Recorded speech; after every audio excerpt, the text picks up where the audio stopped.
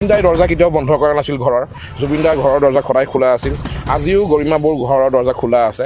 চ' জুবিনদা য'ত আজি শুই আছে সেই জেগাখিনি কোনে কেনেকৈ বন্ধ কৰিব পাৰিছে আৰু কিয় কৰিছে? শ্বাহৰুখ খানে হিন্দু হৈ এক্টিং কৰা বহুত চিনেমা চাইছোঁ।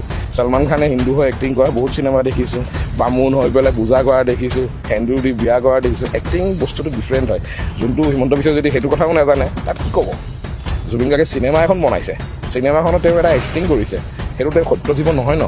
তেওঁ সত্য জীৱনত যি ফিল কৰিছে সেইটোকে আন্দোলন কৰিছে, সেইটো আমাৰ মাজত সদায় কৈছে আৰু সেইটোহে আমি শুনিছোঁ। চিনেমাটো এক্টিং কৰা সেইটো এক্টৰ হৈ গ'ল ন। সেই এক্টিংটো অন দ্য স্ক্ৰিপ্ট ডাইৰেক্টৰে কি কৈছে সেইটোৰ ওপৰত গৈছে। সেইটোৰ ওপৰত এজন মানুহক জাজ কৰিব গ'লে দেখোন বহুতবাৰ শ্বাহৰুখ খান ছলমান খান ফাঁচি গ'ল দেখোন, মৰিয়ে যাব লাগিছিলে। আৰক্ষীয়ে নোৱাৰে যদি আমাক দায়িত্ব দিয়ক, আমি কৰিম, চিধা কথা এইটো। কাৰণ জুবিনদাৰ কাৰণে আমি আছোঁ। বিজেপিয়ে ন্যায় দিবলৈ বিজেপি জুডিচিয়াৰী নহয়, গভৰ্ণমেণ্ট ৰান কৰি আছে। জুডিচিয়াৰী আৰু ষ্টেট গভৰ্ণমেণ্ট দুটাটো কমপ্লিট ডিফাৰেণ্ট বস্তু। চ' কেতিয়াও চৰকাৰ এখনে ন্যায় দিব নোৱাৰে। আমাৰ ইণ্ডিয়ান কনষ্টিটিউশ্যন আছে, জুডিচিয়াৰী আছে, ন্যায় ব্যৱস্থা আছে, তাতহে আমি ন্যায় পাম। চৰকাৰে দিব পৰাটো আজিলৈকে শুনা নাই। তেওঁলোকে ৰান কৰি আছে, এডমিনিষ্ট্ৰেশ্যনটো চাই আছে, সেইটো চৰকাৰৰ কাম, ন্যায় দিয়া কাম জুডিচিয়াৰী। চ' জুডিচিয়াৰীৰ ওপৰত তেওঁলোকে মাত দিবলৈ কোনো ফালেদি নোৱাৰে। চ' সেইটো যোনেই কৈছে, যোন চৰকাৰৰ পৰা যোনে ষ্টেটমেণ্ট দিছে, বেলেগ মানুহে নামিলে অনুৰাগী নহয় বুলি কয় উৎপাত হয়, তেওঁলোকে নামিলে অনুৰাগী হয় বুলি কয়। তেনেহ'লে জুবিনদা যেতিয়া আহিছিল মাইকেল জেকচনতকৈ ছেকেণ্ড নম্বৰত থাকিলে। ইমানখিনি মানুহ, আমাৰ অসমত 3.5 কোটি মানুহ, 3.5 কোটি মানুহৰ পৰা আমি ছেকেণ্ড নম্বৰত লৈ গ'ল জুবিনদাই। মৰি পেলাইও জুবিনদাই অসমৰ নামটো আকাশলৈ লৈ গ'ল।